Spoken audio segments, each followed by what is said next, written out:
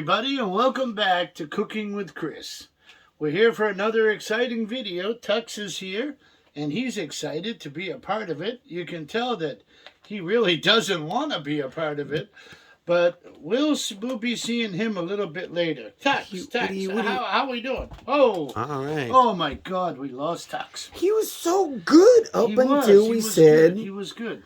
Until we said action. Nobody said action, but so tonight we are going to make an American favorite dish, which is actually not American. We're going to make a tomato meat sauce.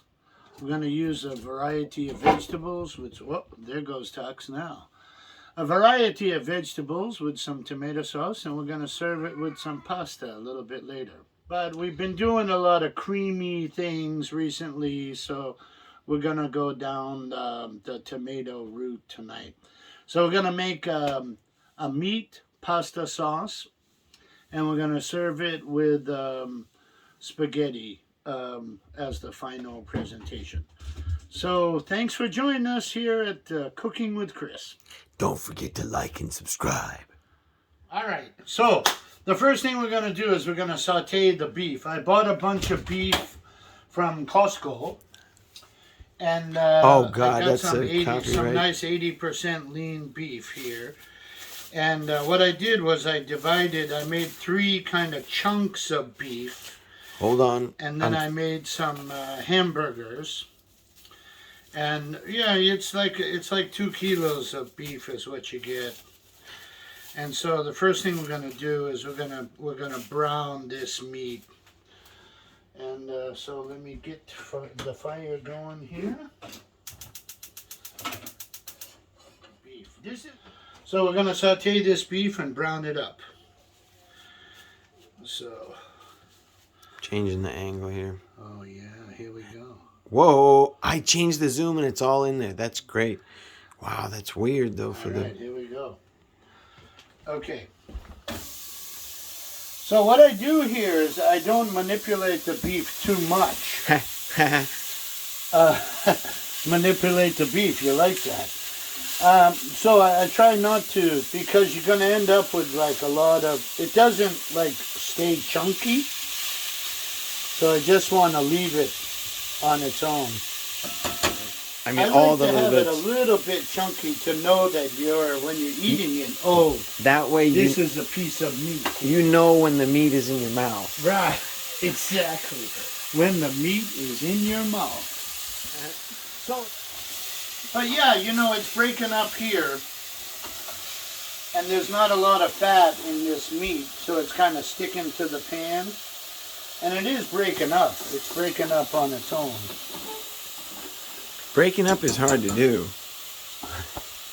That's what they say. Breaking up is hard to do. See. When you don't break it up though, then how do you make sure that the innards are actually browned? Well, we just let it. The thing is, I'm not stirring it a lot. Mm-hmm. So I let it cook. I flip it over. I let it cook. I flip it over. And it's going to cook in the sauce, too. Oh. So you're kind of just browning the beef here. So I'm going to flip that over and cook it on the other side. All right, here we go with the organic extra virgin olive oil. Cold extracted. Now. This is a Costco product, as you can see. I'm just going to put a little bit here to help the meat cook along. Now, before shooting, we were talking about the meaning of extra virgin. Yeah, I think extra virgin means under 15 years old. What? No. My understanding was that it means that the olive it comes from... Oh, we're talking about olives? Jesus Christ. The olives, they get multiple pressings when they take oil from olives. And the extra virgin means that it's only the oil taken from the first pressing, and there's also some criteria about the amount of acidity that is allowed to remain. Right. I guess. That sometimes, so extra virgin would mean that it's been first pressed. But extra virgin does not only, all right, this meat is pretty much cooked. Extra virgin doesn't only equate to olive oil. It's any type of oil. There's extra virgin coconut oil too. So I don't know how many times they press coconuts to get oil out of them. But yeah, they say that, yeah, as you mentioned, the first pressing and the acidic rate. But I think what happens with the secondary oil or not virgin olive oil is that they add some chemicals to bring out the oil in the olives. Crazy. And then they squeeze it again, and then you have olive oil. What I do like is Turkish olive oil.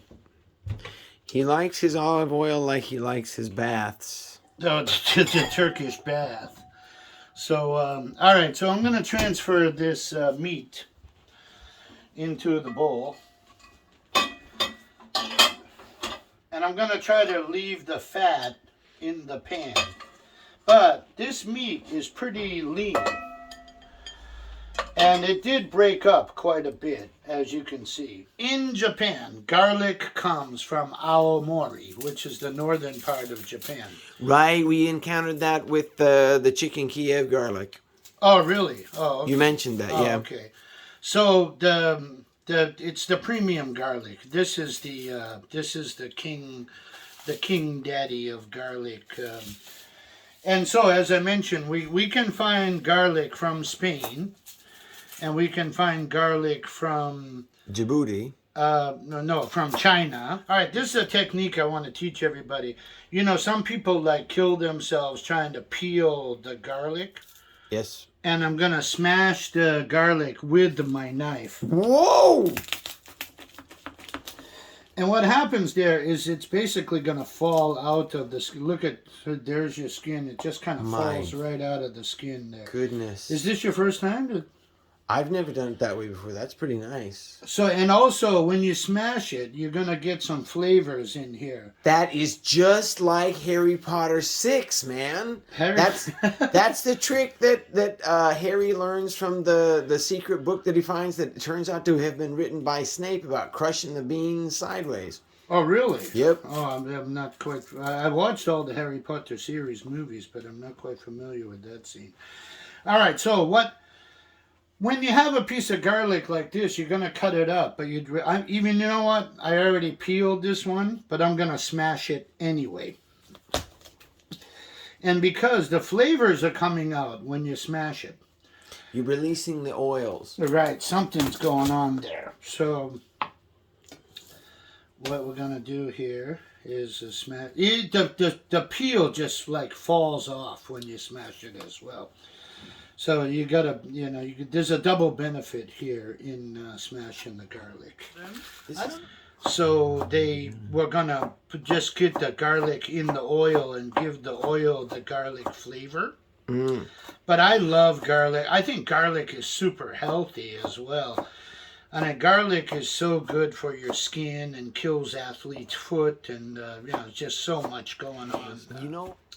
What's good is when you have garlic with your mate or companion. Whoa. Oh, wait a minute. I missed all of the mincing. All right, we're still mincing. So, mince. If you eat garlic with your companion... they don't notice the garlic breath. Yeah, because they have garlic breath and you have garlic breath and you're swapping spit together. I don't mind it at all. Oh, baby, you taste like garlic. Come on, yeah. Everything tastes like garlic here. Hey, whoa. I know where you're going. I got a lot of vegetables today, so this is kind of a lot of garlic. It's up to you how much you like garlic, how much you want to use. So we're going to saute this garlic. In the beef fat. Well, there actually wasn't much left beef. There wasn't much beef fat left. So we're just going to put this in and add some olive oil. If you use a little bit more fatty beef, then you'll get the you're going to have some leftover meat juices. This was actually pretty... Look at the color of that. It's nice oil. So you got a nice golden color there.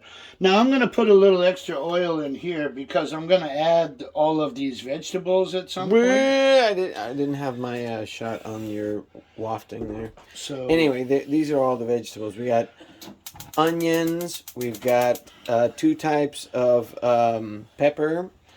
carrots. And this they call in Japan piman. Piemang? No way. Is that piemang? These are paprika. These are piman. Oh, green, red, and yellow peppers. And I got a fair amount if you look at the oil here. This may seem like a lot. Well, that not until you see how much sauce he's going to make. And also we're going to put all these vegetables in there. And all this beef. And these are new onions. So they have a little bit stronger flavor than the just traditional white onion. So, okay, now on the edges, it's getting brown here. Can you see the... Oh, I can see it. The light brown? Yep. Coming around the edges here. That's really what you're looking for. That's going to add to the... Yeah. And what we're going to do, there are different schools of thought here, but my feeling is the harder vegetables should be to the sauce first. Yeah, no, this is classic. I learned this when I learned how to cook curry. The harder vegetables go first because it takes them longer to... It takes longer to cook then. Harder to get. Well, I thought carrots were harder. Well, this carrot has been shredded, so it's not hard at all. And why? Why do I use carrots? Well, my brother used to be, no, my brother still is. He's a Coca-Cola Systems installer. By Coca-Cola system, you mean like fountain Yeah, stuff? he's a fountain guy and a beer cleaning. Sure. And so when he goes to many restaurants every day, all the time, and he found out at this really famous Italian restaurant. He asked him, "What is the secret to your tomato sauce?" And the guy said, "Well, I use carrots." Bullshit. No, really. Yeah, no, I was just saying for a reaction. Oh, I see. So wait. Before you go on, how much of each of those did you stick in? How much of the red pepper? How much of the yellow pepper? How much of this was half of a... there were 4 little green peppers. 4 little green peppers. And half a big red pepper. Half a big red, half a big yellow. I tried to avoid red pepper because it's a tomato sauce. How much? How big was the onion you used? I used a big onion and a small onion, and one big, one small. Two okay, all right. Two of each? No, one of each. No, one of each. Gotcha. And this is the best part right here. This is like a rainbow of vegetables. And what you want to do here is you want to cook these until the onions are clear. So onions are clear means the onions are cooked. So let's get back to the carrots. So my brother asked the guy, "What's the secret to your sauce?" And he said, "Well, I use carrots." And so I shred the carrots. Carrots are sweet. And tomato sauce is a very acid or sour type thing. So some people add sugar to their tomato sauce because it balances the acid, and the sugar will balance the acid and give it, so the sauce doesn't turn out sweet. What it does is it takes away some of the acidity. So carrots give you that sweetness that you're looking for. Okay, so the onions are getting clear here. They're starting to get clear. And I'm just letting this kind of simmer along, as opposed to saute. Simmer, I think, is low, and then saute is low with a frying agent like oil or butter. There you go. Simmer. There's a happy simmer going on here. Like a happy little cloud. Right. What was that guy's name? Bob Ross. Bob Ross. So that's what I was looking for. The happy simmer. We'll happy little rainbow. We'll put a little happy tree here. And so, just let this kind of cook along. And I think I can add the carrots now. The carrots are, it's not like crazy important. They're going to cook in the simmering process. After I get all the components into the sauce, we're going to let this simmer or slowly, cook slowly for about 50 minutes. 50? 50, yeah. Jeez! 50. A little less than 1 hour. That's a lot of drinking time. Well, I don't know. We have to take it slowly. Okay, take 2. We're going to be, now we're maybe 1 sheet to the wind. No, wait a minute. Sheets to the wind should be, if it's 1 sheet to the wind, then you're even more drunk, right? Because 1 sheet has less resistance. Sheets to the wind? 3 sheets to the wind is an expression based in the fact that sheets have no resistance to the wind. But if you're 1 sheet to the wind, that must mean that you're completely... I thought 3 sheets to the wind was in reference to sailing. Sailboats. The jib and the mainsail, and you have 3 sheets to the wind. I thought it was from hanging the laundry outside. Yeah, because 3 sheets to the wind? Well, yeah, because there's no resistance. When you're totally foobar, you know, let's get as many metaphors, colorful idioms for drunkenness as we can into this video. Well, I don't know, but my feeling of sheets to the wind is you're going pretty fast on a sailboat. But doesn't drinking actually slow you down? I don't know the origin of the sheets to the wind concept. I'll put it in the comments. All right, let's research more about that. Just like virgin olive oil. Yeah, virgin. Yeah, the acidity is a factor. So the reason I added the carrots is to give this sauce. Now, if you don't have any carrots or you prefer not to use carrots, you can put 1 teaspoon or 2 teaspoons of sugar in your sauce. But the most important thing is wait until, you know, some of these vegetables have some sweetness, like the onion. You may not think of onions as sweet, but there's certainly some sugar in there. Peppers are sweet. That's why they call them sweet peppers, right? So my idea is after the sauce has been simmering for 20, 30 minutes, you want to taste it, and then you want to add the sugar. So don't. Oh, right. The whole. Okay. We're gonna put the tomatoes now, and we're gonna every time we're gonna add a little bit of water with these tomatoes. I'm gonna wash out the can here. Oh. Just to recover whatever's left, and it also gives a little. This is gonna simmer for about an hour. We'll teach you waste not, want not. Well, you have to. Last drop Here we do recycling, and the cans should be clean before you put them in the trash. Or else they won't take them away. They're not happy. They'll take them, but they're not happy about it. So no, our neck of the woods, they will leave them on. Oh no, they will too here if they're really, but they prefer that you wash them out. So I'm using there's 240 grams of tomato. This is about a half a pound of tomato in 400 overall. So that's 1 pound, but a lot of that is liquid and juices. And I wonder if you wanted to do it just with tomatoes, could you mash up a bunch of tomatoes yourself? Many people do. You can buy the Italian plum tomato, which is what these are, and just, cut up tomatoes. Sometimes you can add these tomatoes and regular fresh tomatoes. So we got about 750 grams of actual tomato. And we have about, so now we're looking here. This is almost 2.5 liters of sauce now. Holy mazzoli. Do you simmer it now the 1 hour process, you leave the lid off, keep the lid on? There's no lid. No lid. See, because I was noticing all that moisture. So you're letting the moisture boil on. Right. That's where you're going to get your thickness. And the more water you add, the longer you can simmer it. If you want to have a quick sauce, put a little less water in it. And so now I'm going to add the spices. Cayenne. I'm going to add 3 spices tonight. Which are, and so I'm going to throw 2 packs. This is a spicy pepper, which is actually free at Costco. And but I buy the pizza there, so hey, give me some of the red pepper. Recently, under the Corona situation, they're hiding this in the back.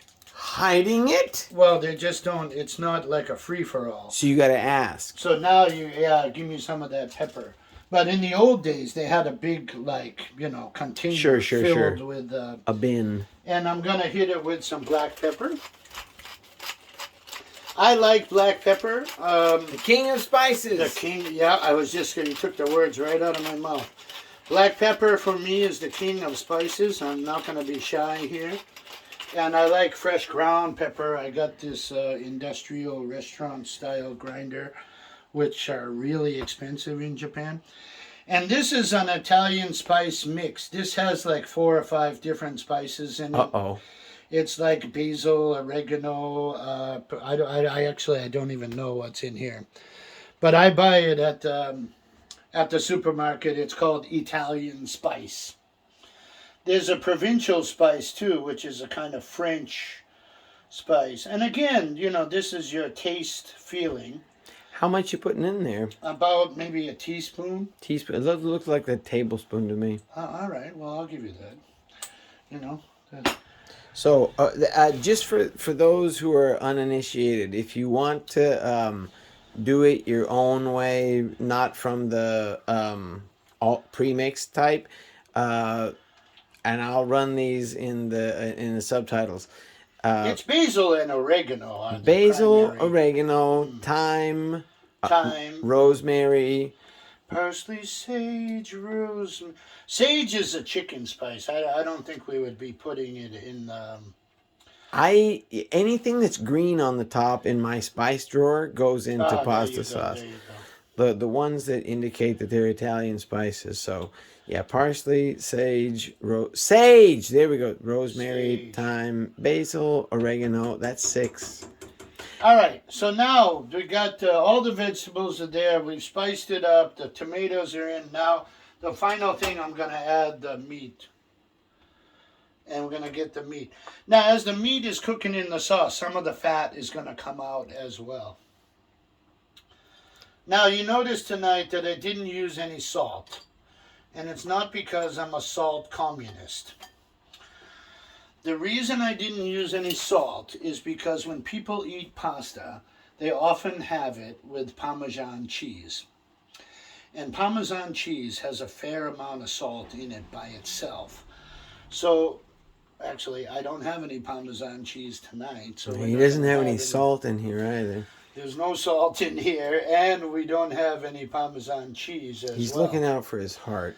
But, generally speaking, I would say if you're going to make a sauce and you like salt, don't put too much salt if you're going to use like a Parmesan Gran Padano or what's the other Kraft. one? No, that's ricotta. Parmesan. And, ricotta. The famous. I don't know. Reggiano. There's 2 ground cheeses, and Gran Padano and Parmesan Reggiano. And so if you're going to use one of these type, and even, like Kraft grated cheese, or cheese has really a lot of salt in it. So I would, if you're going to add salt, add a little. And because if you're not going to have cheese, then add a lot. It's really up to you. As I said in the beginning, I avoid salt. I think that salt is something that you should always add later. So we're going to let this simmer. So you got a final shot here? Yeah, no, it's looking good.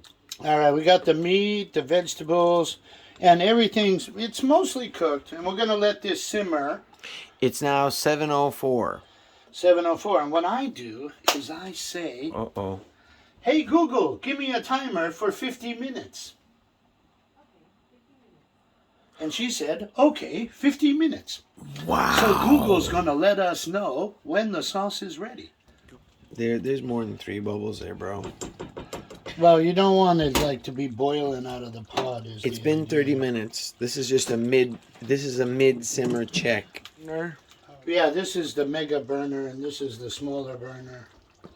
Try not to burn my hand. And turn off that left one. Well, no, we're going to put the water on there. Oh! And the water wants the strong one. When you make pasta, you don't want to be, you want to be generous with the water. We're going to cook about a little bit over a half a pound of pasta tonight. Half a pounder? Half a pounder. And we do need some salt.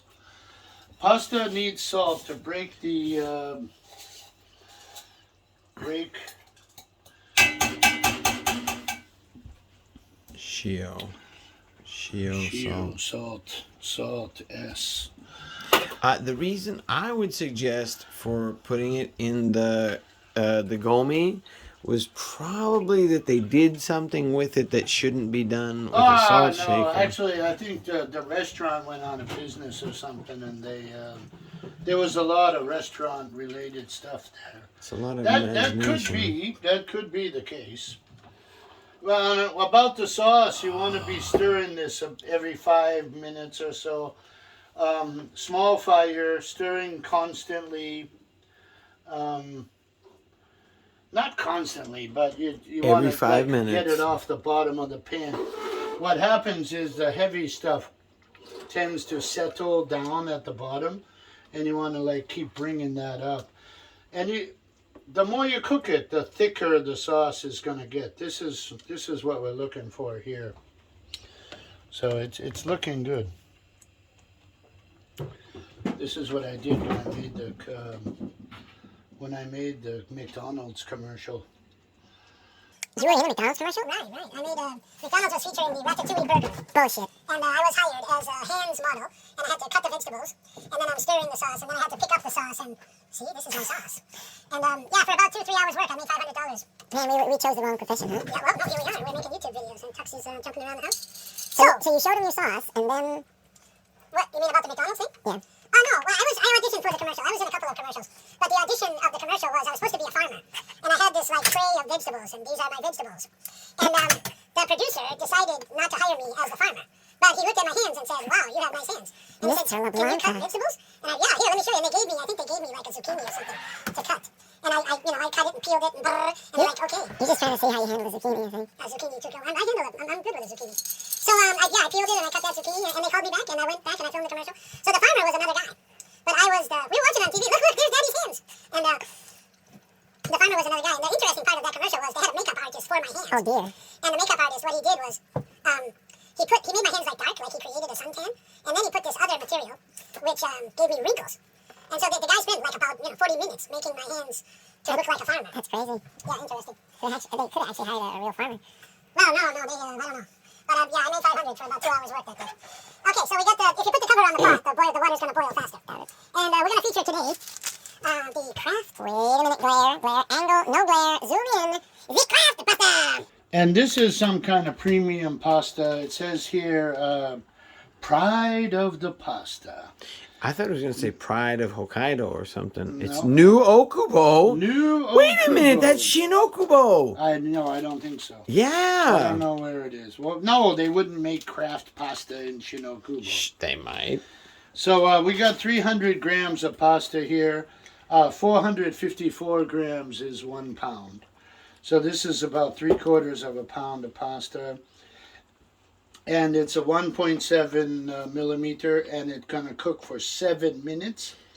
So please keep in mind that 7 minutes means the boiling time is 7 minutes, not put it in the pot and start 7 minutes. So first put it in the pot, wait for it to come back to a boil, and then start the timer. Right, and of course you want to stir it immediately when you put it in the pot.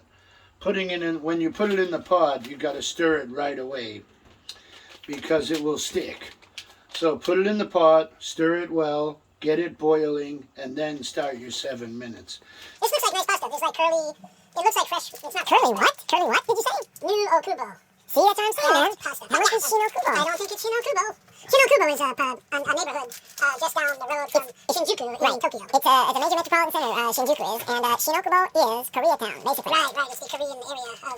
the Shinokubo is a really interesting place because in the daytime, it's a kind of day-to-day place, but in the nighttime, Shinokubo transforms into an entertainment complex. Now, what exactly kind of entertainment? Are you talking about BTS commercials and 17 K-pop bands streaming on the streets? No, I'm talking about cheap hotels and prostitutes. I was going to leave that out of the video, but no, the truth is that major stations along the Yamanote line, which circles metropolitan Tokyo, including but not limited to Ikebukuro, Shinjuku, Shibuya, and Ueno, all have, I wouldn't call them red light districts because basically they're nighttime entertainment. Yeah, I know about that. It's what we call them here are love hotels. Love hotels. Where people go and they, you pay $30 or $50 and you can, and then leave. Well, no, I mean, that's just for the hotel room. You're going to have to pay extra for the entertainment. I've never paid for such services, I don't know. No, neither have I.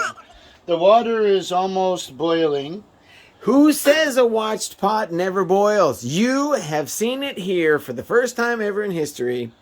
And the sauce, hey Google, how many minutes left on my timer? 2 or 3. 3 minutes, okay. I told you. So this has been simmering for 45 minutes. So I'm gonna shut the power off on that. And we're gonna cook the pasta. All right, so this is 1.7. We're looking for 7 minutes. We're gonna toss this in here. This looks like nice pasta. Kraft pasta, I don't know, but we're gonna stir it up. All right, so I'm gonna stir this up so it doesn't stick together. Okay, so we got about 7 minutes of that. We'll come back together. We'll drain it off, and then voila, we will pasta. All right, it's starting to boil now. So, hey Google, give me a timer for 7 minutes. Oh, she's still working the first timer. That is so smart. Siri is such a smart girl. Hey Google, cancel the first timer.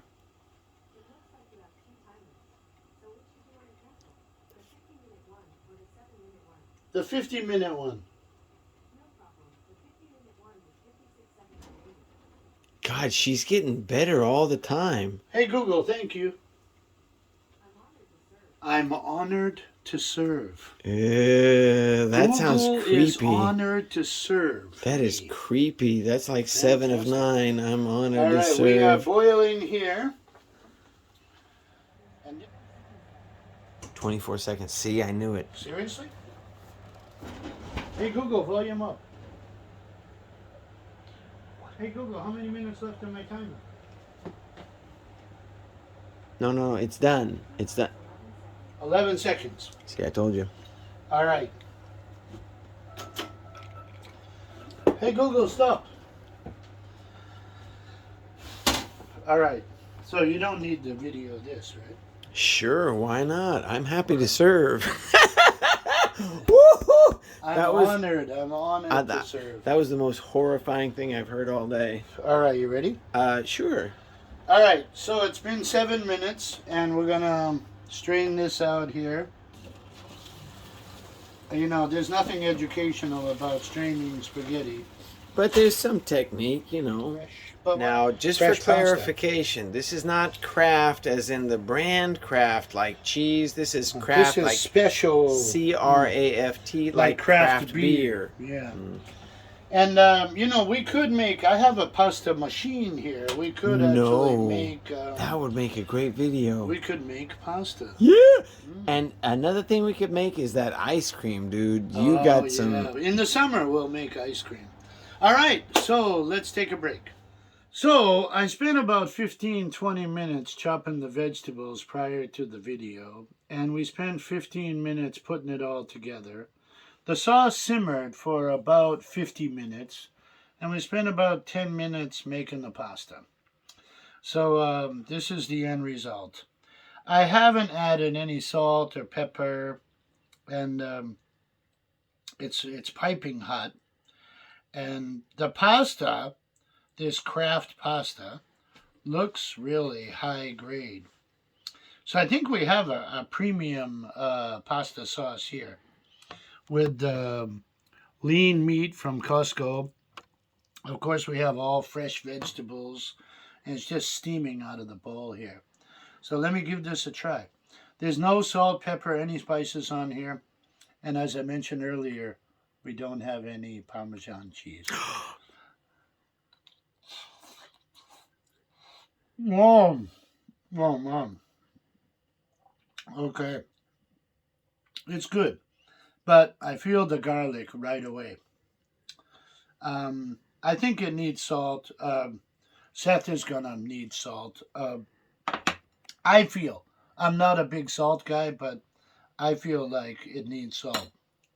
But as I mentioned earlier, if you're going to serve it with cheese, you probably want to go easy on the salt. So we're going to enjoy the pasta. I hope you give this a try. And remember, eat well, live well.